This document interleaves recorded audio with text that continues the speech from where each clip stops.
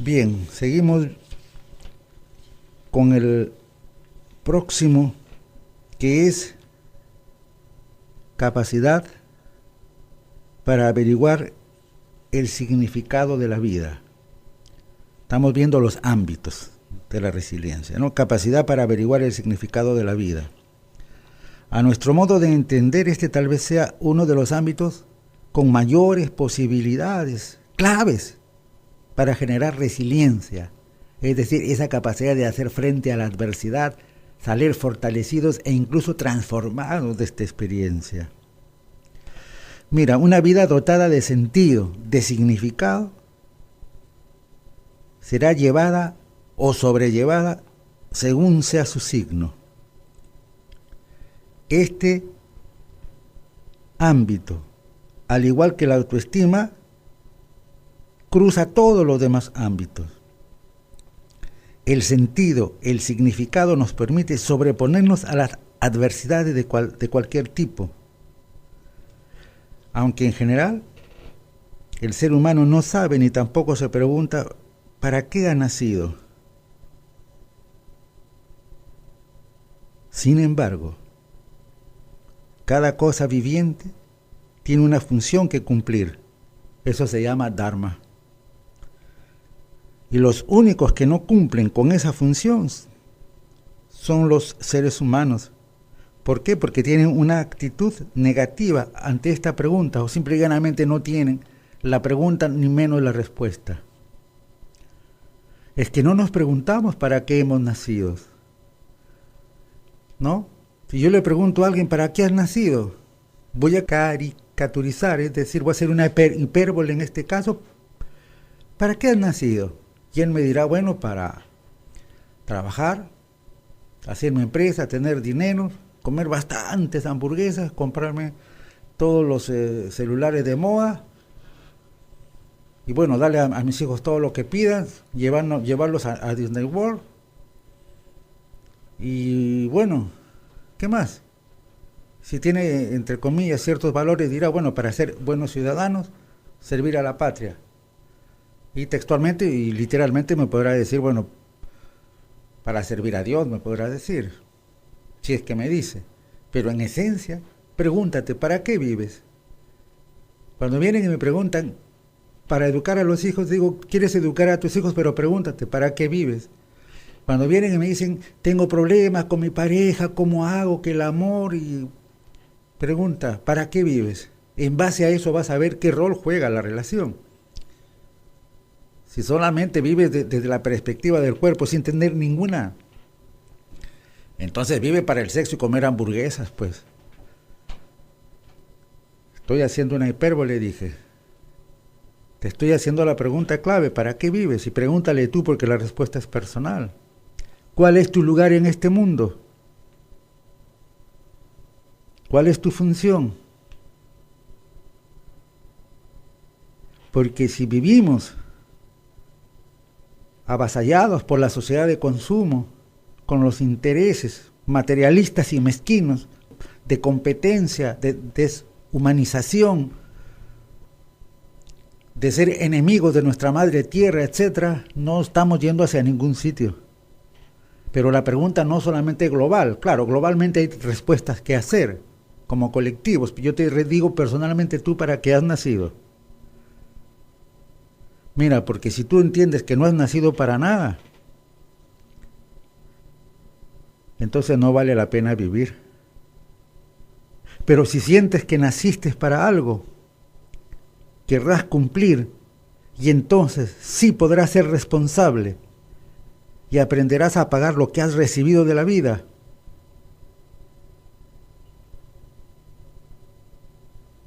Si no hemos nacido para nada, no vale la pena vivir. Pero si uno siente que nació para algo, querrá cumplir y entonces sí podrá ser responsable y aprenderá a pagar por lo que ha recibido de la vida. Este es un párrafo que he extraído de una obra fabulosa que se llama No saber es formidable, de la señora Nathalie de Salzmann-Etienne, una gran maestra del Cuarto Camino. Concreto entonces, Generar resiliencia. Desde chicos tienes que promover esa capacidad. Y tú ahora también, de grande, no importa, si quieres generar resiliencia, averigua el significado de la vida. Y eso te dije es el Dharma, es el sentido, es el significado. Todos hemos venido al mundo para algo, todos tenemos talentos que desarrollar. Otro ámbito resiliente, el sentido del humor. Es muy importante. El humor muestra cómo la percepción de una situación puede cambiar o reconfigurarse de repente y produce un cambio en las emociones, en el humor, en el afecto y en el comportamiento de alguien. El sentido del humor está ligado a otra clave, que es la creatividad. El humor corta el filo al temor, suelo decir. De una manera un poco torcida, pero en los velorios la gente cuenta chistes. No sé por qué se ha hecho una tradición, entre comillas. Yo sí sé por qué. Porque la gente se muere de miedo ante la muerte. Y el contar chistes y qué sé yo es una manera, ¿no? Es una manera de escapar a ese momento presente, porque si tú estás ahí, deberías reflexionar y meditar acerca de la muerte, pero como tienes miedo, como te mueres de miedo de morir, paradojal, te mueres de miedo de morir, entonces pues cuentas chistes, pues, y te sales del contexto. Pero en esencia se te está diciendo, el humor es una de las claves para generar resiliencia, para cortar el filo al temor, a la adversidad, al drama. Víctor Frank, en El hombre en busca de sentido, cuenta que el humor era una de las armas. Él estuvo prisionero de los nazis durante años y mucha gente, incluyendo parientes y todos, fueron condenados a las cámaras de gas, torturados, como hacían los nazis. Y él cuenta que el humor era una de las armas para luchar por la vida en los campos de concentración, en los campos de exterminio. Y él con su compañero de galpón se propusieron inventar historias, ¿no? Y soñaban con el día siguiente de la liberación. Después de estar libre, ¿qué harías, no? Que ellos dirían, yo diría cualquier cosa. Y lanzaban sus bromas, ¿no? Que seguramente decían, yo le diría a la dueña de casa, si me invito a una fiesta, que me sirvan una buena presa. Obviamente ahí les daban pues agüita nomás. Y cosas de ese tipo. Porque en el cautiverio que ellos vivían, buscaban y casi nunca había nada sólido en lo que comían. Entonces, pues podemos ayudar a construir desde la adversidad. Se puede. Creatividad, sentido del humor aplicar. Otro ámbito de la resiliencia es la comunicación interna positiva. Es fundamental. Esto tiene que ver con la inteligencia intrapersonal, cuando se habla de inteligencia emocional. Tiene la intrapersonal. La base es la comunicación interna positiva, ¿no? Es, ¿qué te hablas? ¿Qué te dices?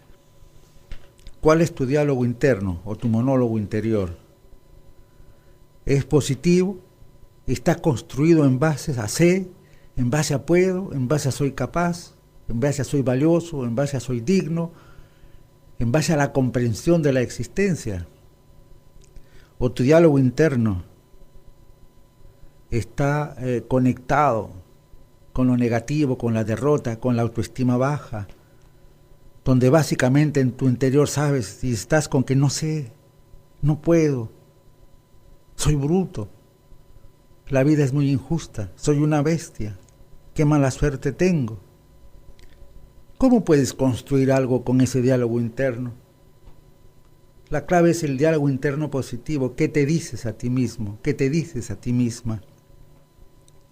Ese tipo de diálogo, el no puedo, el no sé, qué mala suerte tengo, soy bestia, soy bruto para esto, para el otro, la vida es injusta, ese tipo de cosas directamente atentan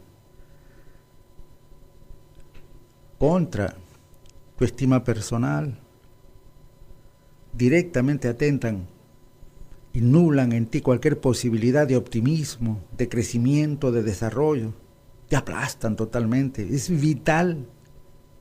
No permitas tú ni a tus hijos que se digan a sí mismos, ay, no puedo, ay, qué bruto que soy una bestia, se chancan la cabeza, ay, soy un animal, nada de eso.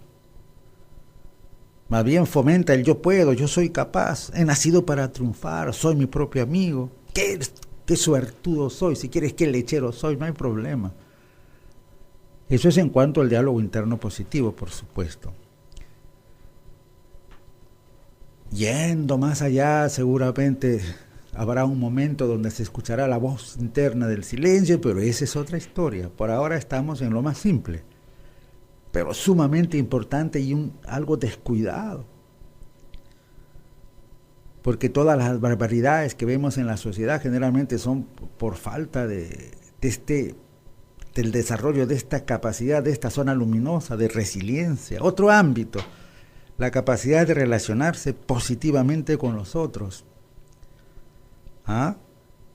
Este ámbito que se define como la habilidad para establecer vínculos, lazos de intimidad con la gente. Cuando se habla de intimidad, la gente no sé por qué lo asocia a sexualidad.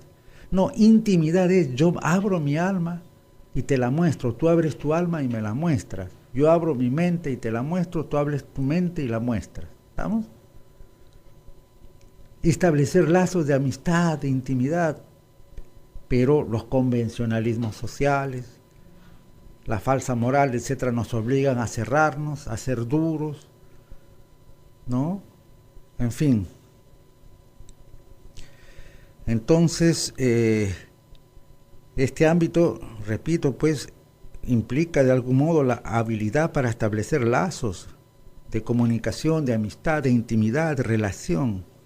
Es una habilidad también, en la que se balancea nuestra necesidad de afecto, de recibir, y nuestra necesidad de dar, porque somos seres que damos, que recibimos. ¿De acuerdo? Autores que investigaron este tema de la resiliencia, como por ejemplo Alicia Cuestas, en una obra que se llama Fundamentos psicológicos del concepto de resiliencia.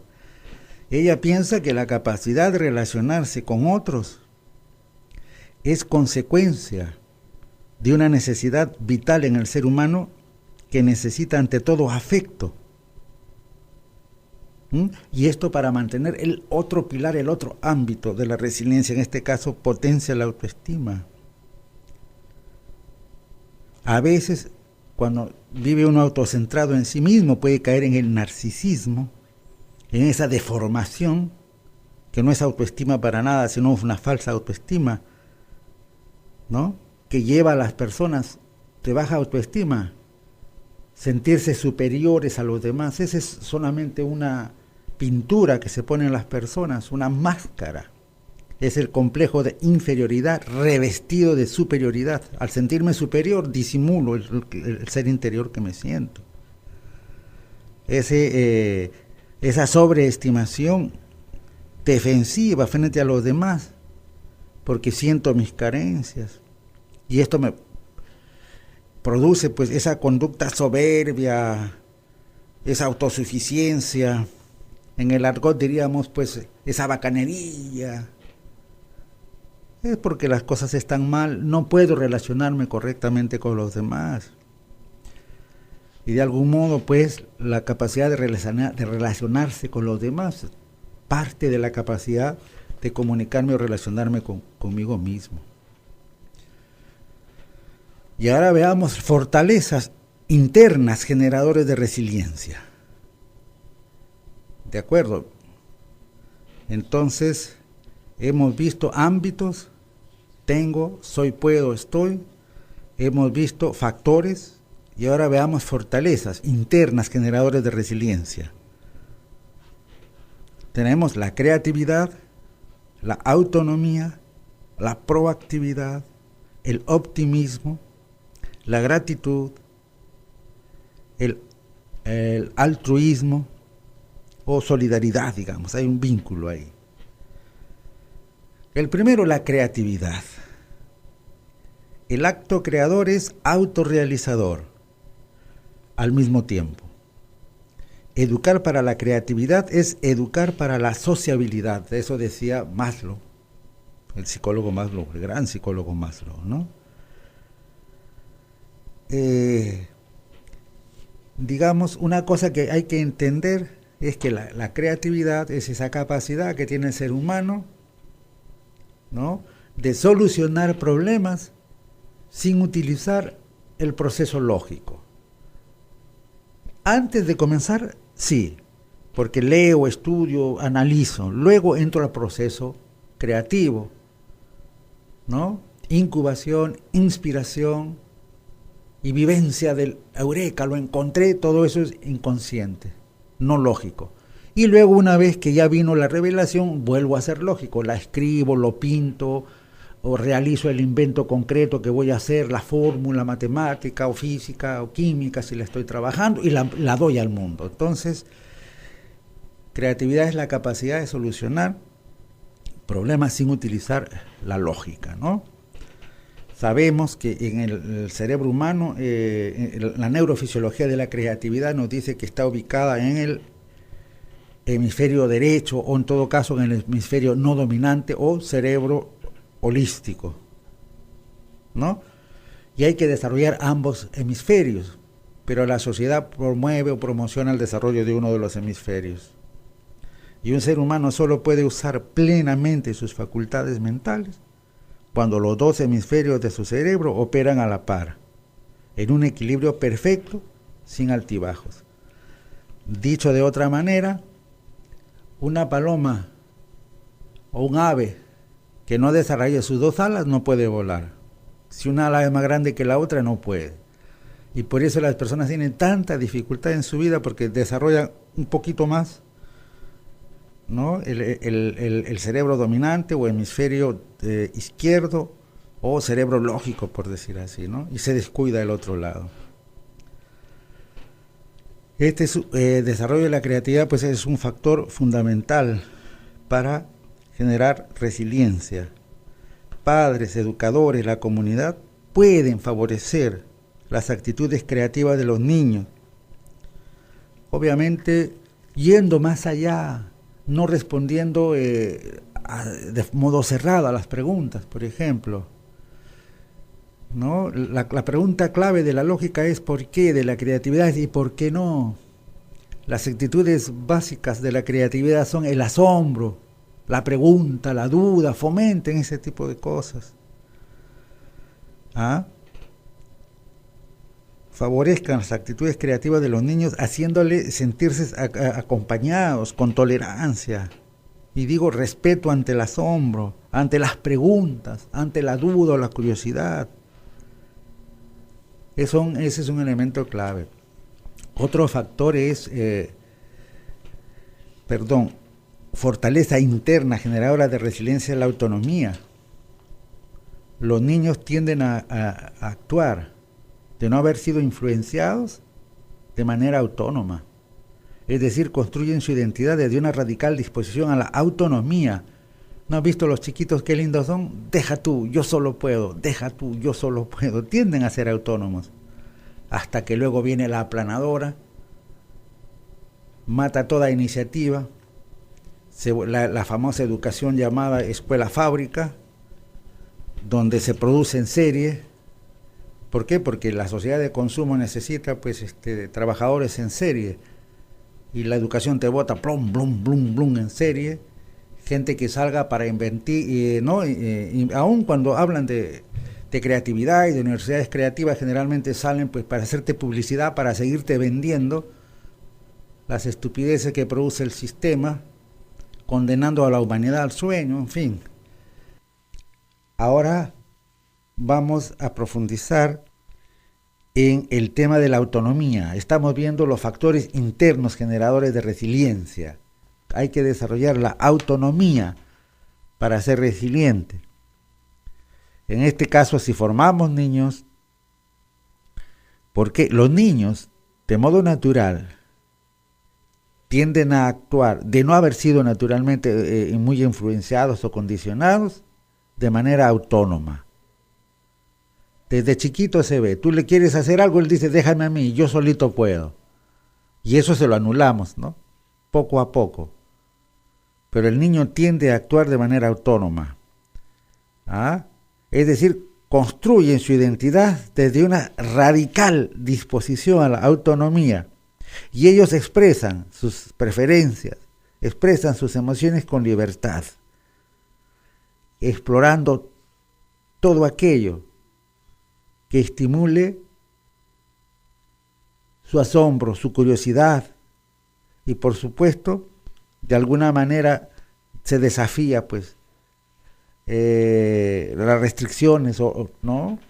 O los obstáculos que pueda haber a su libertad y que nosotros le ponemos, los adultos. Dice, yo quiero esto, quiero agarrar lo otro, experimento esto, hago lo otro. Hay una autonomía, déjame a mí solo, yo puedo, yo solo camino, yo solo pinto, yo solo como, desde chiquitos. Hay una autonomía. Ese es un factor a alimentar para crear resilientes, ¿no? Ahora, existe la autonomía, vamos a llamarle moral, ¿no?